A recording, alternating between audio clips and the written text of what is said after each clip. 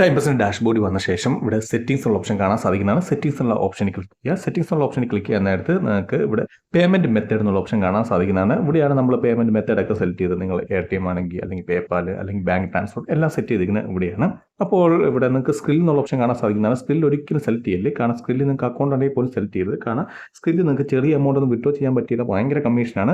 അതുപോലെ തന്നെ താഴെ നോക്കിക്കഴിഞ്ഞാൽ നിങ്ങൾക്ക് ഇത് നമ്മുടെ ടൈംബക്സ് അഡ്വർടൈസിംഗ് ബാലൻസിലേക്ക് ആഡ് ചെയ്യാനുള്ള ഓപ്ഷൻ കാണാൻ സാധിക്കുന്നതാണ്. അതായത് നിങ്ങൾ $5 ബുധനാഴ്ചയ്ക്ക് മുമ്പ് $5 മോളി ആയി കഴിഞ്ഞാൽ അത് ഓട്ടോമാറ്റിക്കായിട്ട് ടൈംബക്സ് അഡ്വർടൈസിലേക്ക് അത് ബാലൻസിലേക്ക് അത് ആഡായി വരുന്നതായിരിക്കും. അപ്പോൾ ഇതിൻ്റെ ഗുണം എന്താണെന്ന് പറഞ്ഞു കഴിഞ്ഞാൽ നിങ്ങൾക്ക് ഇപ്പം വേറെ ഏതെങ്കിലും സൈറ്റ്, നിങ്ങൾ ഉദാഹരണം പറയുവാണ്, നിങ്ങൾ പകസാനി പോലത്തെ ഒരു സൈറ്റ് യൂസ് ചെയ്യുന്നുണ്ട്.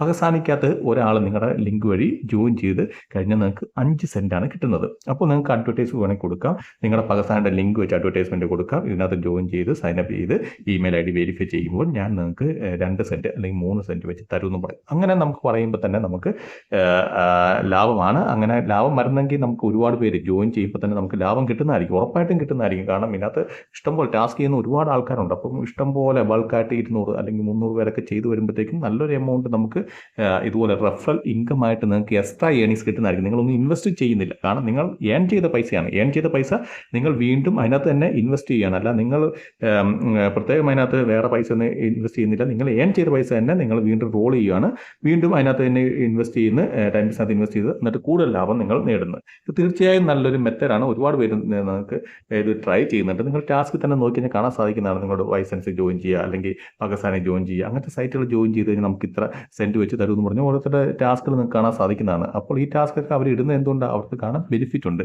അപ്പോൾ ഇത് എങ്ങനെ ക്രിയേറ്റ് ചെയ്യാം എന്നതിനെക്കുറിച്ച് ഞാൻ ഓൾറെഡി ഒരു വീഡിയോ ചെയ്തിട്ടുണ്ട്. അതിൻ്റെ ലിങ്ക് ഞാൻ ഡിസ്ക്രിപ്ഷൻ ബോക്സിൽ ആഡ് ചെയ്യുന്നതായിരിക്കും. നിങ്ങൾക്ക് എങ്ങനെ ചെയ്യാം എന്ന് കറക്റ്റായിട്ട് സ്റ്റെപ്പ് ബൈ സ്റ്റെപ്പ് അതിനകത്ത് ഞാൻ കറക്റ്റായിട്ട് ഡീറ്റെയിൽ ആയിട്ട് പറയുന്നുണ്ട്. അതുപോലെ നിങ്ങൾക്ക് ചെയ്യാൻ സാധിക്കുന്നതാണ്.